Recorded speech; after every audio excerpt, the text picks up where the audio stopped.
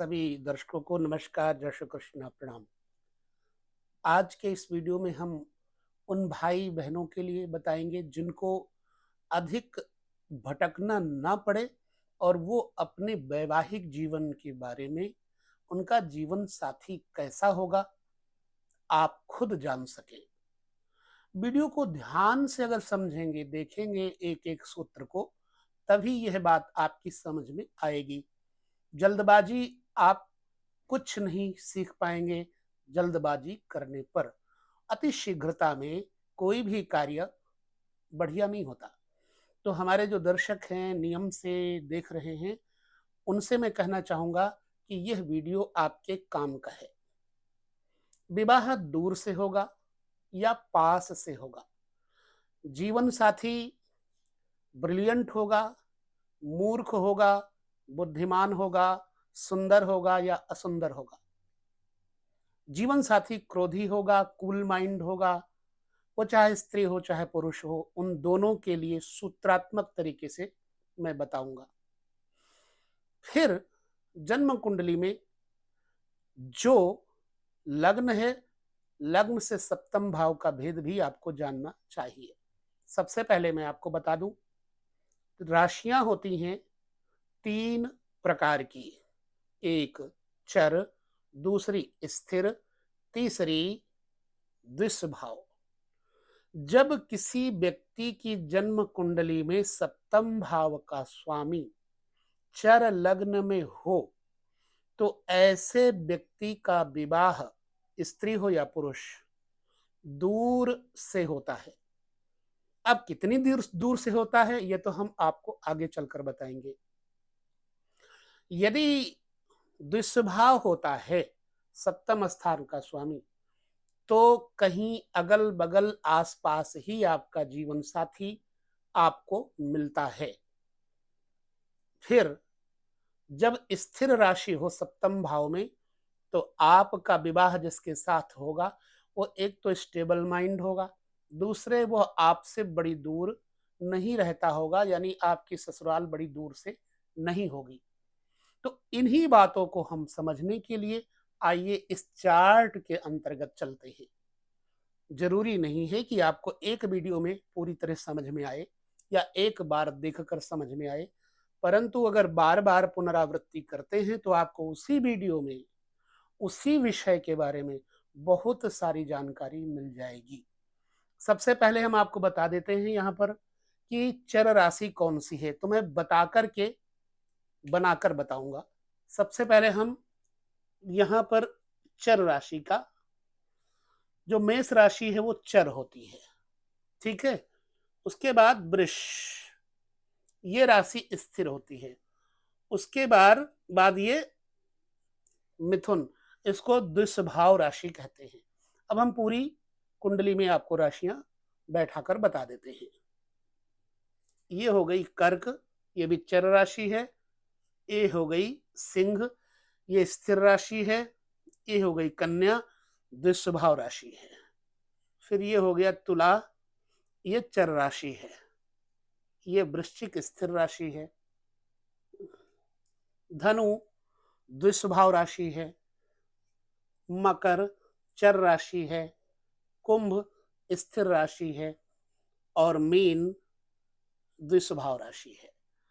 अब मान लीजिए कि ये किसी व्यक्ति की कुंडली है चर राशि की, मेष लग्न है।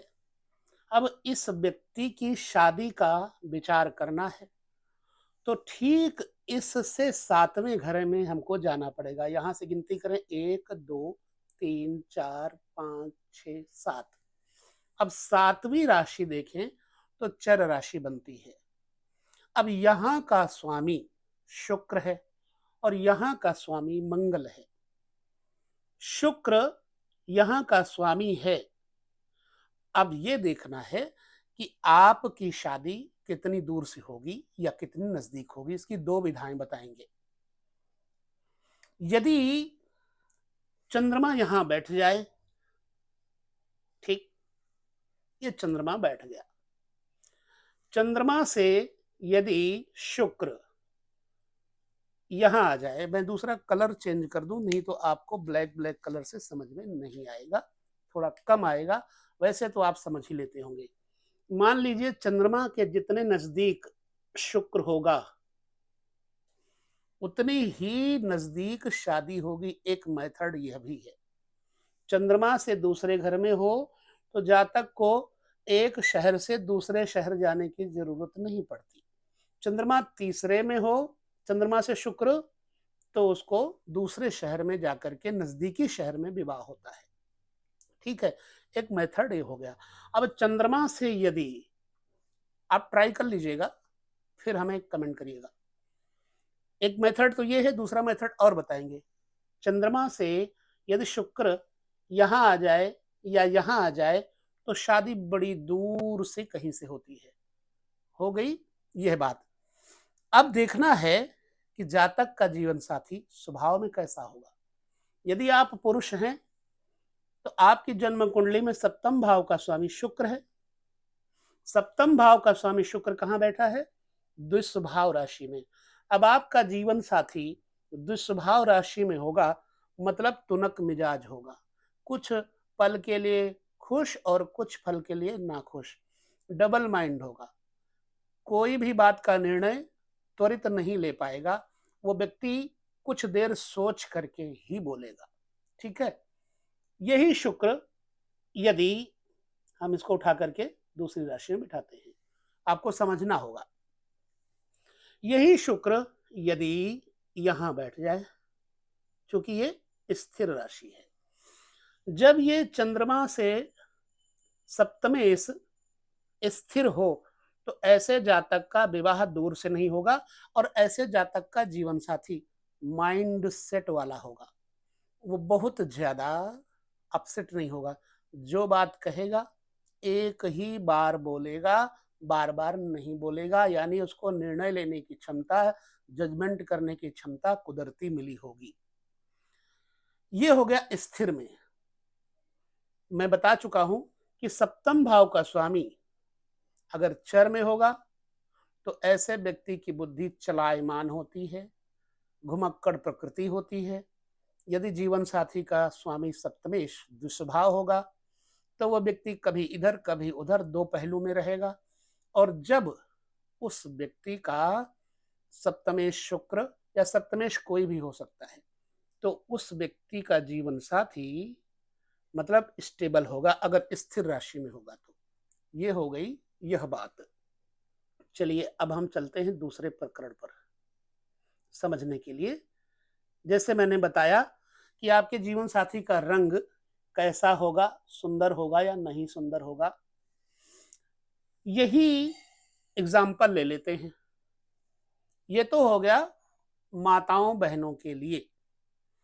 अब जन्म कुंडली में ये कुंडली हो गई पहले वाली भाइयों के लिए, और ये अब बहन बेटियों के लिए।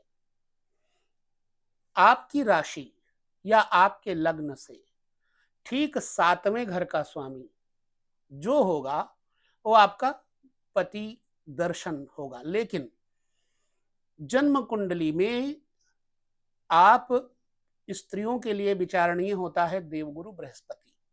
जिस प्रकार से पुरुषों की कुंडली में पत्नी का विचार शुक्र से किया जाता है, उसी प्रकार से जन्म कुंडली में पत्नी यानी स्त्री के लिए पुरुष का विचार करने के लिए देवगुरु बृहस्पति जैसा होगा वैसा ही आपका पति होगा। फिलहाल तो हम यहां अभी मेष राशि की चर्चा कर रहे हैं। यहां सबसे पहले शुक्र, स्त्रियों के लिए सबसे पहले शुक्र सप्तमेश जहां बैठेगा वहां पर पति का प्रभाव बताएगा।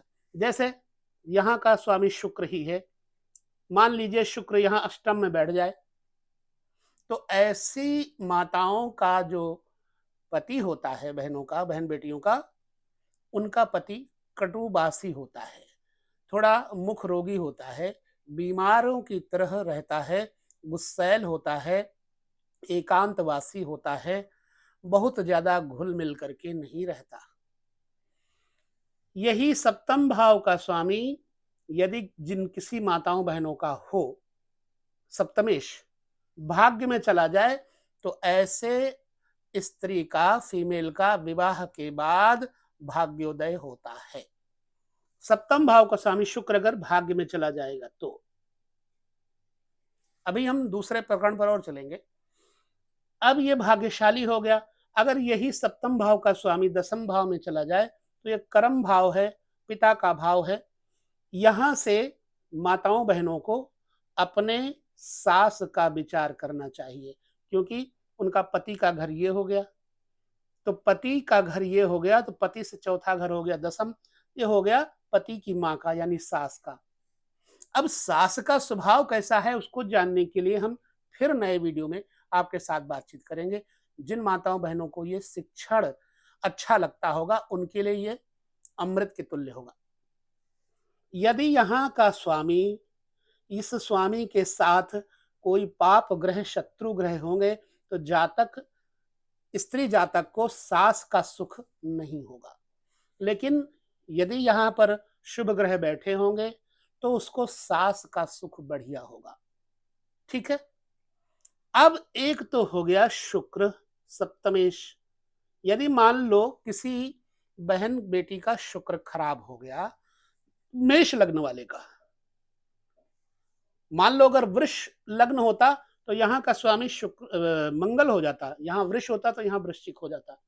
तो जब वो मंगल हो जाता तो मंगल ही पति का कार्य करता, और दूसरा देव गुरु बृहस्पति जहां स्त्रियों के पति भाव का कारक होता है। अगर किसी स्त्री का शुक्र खराब मान लो है, छठे चला गया सप्तमेश या अष्टम चला गया सप्तमेश, तो उसको निराश नहीं होना चाहिए। उसको जस्ट देखना चाहिए कि उस महिला का बृहस्पति कहाँ है। मान लो बृहस्पति यहां बैठा है, मान लो यहां बृहस्पति बैठा है, तो अब शुक्र के खराब होने के उपरांत भी जातिका का जो पति होगा वह अंतिम निर्णय बृहस्पति दे देगा। यानी बृहस्पति के कारकत्व पर ऐसी स्त्री का पति धर्मनिष्ठ होगा, पाप नहीं करेगा, पुण्य करेगा, दानी होगा, अपनी पत्नी का सम्मान करने वाला होगा। और ठीक एक और मेथड समझ लीजिए, बृहस्पति से ठीक इस भाव में, सप्तम भाव में जो ग्रह है उसका बड़ा प्रभाव है। यहां का स्वामी शनि है। ठीक। अब बृहस्पति से ठीक सप्तम स्थान पर बैठा हुआ जो ग्रह होगा वो आपके पति के ऊपर बड़ा को प्रभाव डालेगा। यदि बृहस्पति से ठीक शनि सप्तम बैठा होगा तो जातक के पति में क्रोध बहुत होगा, आलस्य बहुत होगा, हर काम को धीरे धीरे करने की आदत होगी उसकी, वो बहुत जल्दी शीघ्रता में काम नहीं करेगा। क्यों? कि सप्तम स्थान में शनि बैठे हैं। शनि गतिशील नहीं है, गतिहीन है। एक राशि में 30 महीने रहते हैं। धीरे धीरे धीरे धीरे शनि की आदत होती चलने की। शनि को नपुंसक भी कहा गया है, शनि को पाप ग्रह भी कहा गया है। शनि अगर बैठे हैं और बृहस्पति को देख रहे हैं तो जातक के पति में शनि के गुण आ जाएंगे जातिका के। यदि यहां शुक्र बैठे हैं तो जातक का पति राजनीति, धर्मनीति, श्रृंगार रीति, हर चीज को जानने वाला होगा, गीत संगीत जानने वाला होगा। यहां बुध बैठे हों बृहस्पति से सप्तम तो जातक का पति गायन कला में, बौद्धन कला में और खास तौर से बुद्धिमान होगा। शायर, शायरी, गजल इत्यादि लिखने का शौकीन होगा, क्योंकि बुध प्रकृति है बुद्ध की, बुद्धिता, बुद्धिमानी की। तो लेखन कला, शिल्प कला, गायन कला, संगीत कला, आर्टिस्ट होना जरूरी हो जाता है। यदि यहाँ पर मंगल बैठ जाए तो बृहस्पति के ऊपर बुरा प्रभाव पड़ेगा। तो हमारा कहने का अभिप्राय है माताओं बहनों के लिए कि सबसे पहले आपकी जन्म कुंडली में सप्तमेश का महत्व है। यदि सप्तमेश आपका खराब हो गया तो बृहस्पति का महत्व है, और बृहस्पति के ठीक 7वें घर में बैठे हुए ग्रहों का महत्व है। आप ट्राई कर लीजिएगा आपके जन्म कुंडली में, स्त्रियों के लिए खास तौर से, अगर बृहस्पति से ठीक सामने बुरे ग्रह बैठे होंगे तो आपके पति में बुराई जरूर होगी। और ठीक पुरुषों के लिए सप्तम भाव का स्वामी जो भी होगा वो, और दूसरा सप्तम भाव का कारक शुक्र जो होगा। ये तो बात हो गई एक। अब हम चलते हैं, जानते हैं कि जातक का पति या जातक की पत्नी स्वभाव बस कैसी होगी। ठीक है, मैं इसे मिटाता हूं। सुंदर होगी या नहीं सुंदर होगी, इसके लिए क्या देखना होगा। जन्म कुंडली में जिस पुरुष को जानना हो कि मेरी पत्नी सुंदर होगी कि नहीं सुंदर होगी, ठीक सामने बैठे हुए ग्रह, मान लो यहां का स्वामी शुक्र है, शुक्र यहां आ गया और शुक्र के ऊपर शनि की दृष्टि पड़ गई तो जातक की पत्नी गेहूं रंग की होगी। और शुक्र के ऊपर बुध की दृष्टि हो गई, हालांकि होगी नहीं, लेकिन शुक्र और बुध की युति हो गई तो जातक की पत्नी बुद्धिमान होगी। शुक्र के ऊपर मंगल की दृष्टि हो गई तो जातक की पत्नी क्रोधी होगी। सप्तमेश के ऊपर जो ग्रह देखेगा वैसे, यानी सुंदर होगी। अगर सप्तमेश यहां बैठा हो, यहां पर बैठे हुए जैसे ग्रह होते हैं, मान लो राहु बैठा है, केतु बैठा है, तो जातक की पत्नी का जो शरीर है वो बीमार रहेगा। इस तरह से किसी स्त्री को अपने पति का विचार करना है तो सप्तमेश और बृहस्पति, बृहस्पति से अपने पति की सुंदरता योग्यता का अनुमान आप लगा सकते हैं। तो ये छोटे से वीडियो में हमने क्यों आपको ये सूत्र दिया, आपको अपने पति पत्नी के जीवन शैली को समझने के लिए कि आपके पति का स्वभाव कैसा होगा, आपका पति या आपकी शादी कितनी दूर से होगी। याद रखिए, जन्म कुंडली में चंद्रमा से शुक्र जितनी दूर होगा उतनी ही दूरी से शादी होगी। और जन्म कुंडली में किसी स्त्री की जन्म कुंडली में चंद्रमा से जितनी दूरी पर बृहस्पति होगा या सप्तमेश होगा उतनी ही दूरी पर उसकी शादी होगी। तो ये विवाह कितनी दूर से होगा, पति कैसा होगा, इस मामले में आपको ये वीडियो जो विचार दिया मैंने लगा कैसा, मुझे यह भी जरूर बताएं कमेंट करके, ताकि मैं आपको और आगे आगाह कर सकूं, आपको आपके अनुसार विशिष्ट रूप से सूत्र दे सकूं। ठीक है, लेते हैं विदा। नमस्कार, जय श्री कृष्ण, प्रणाम।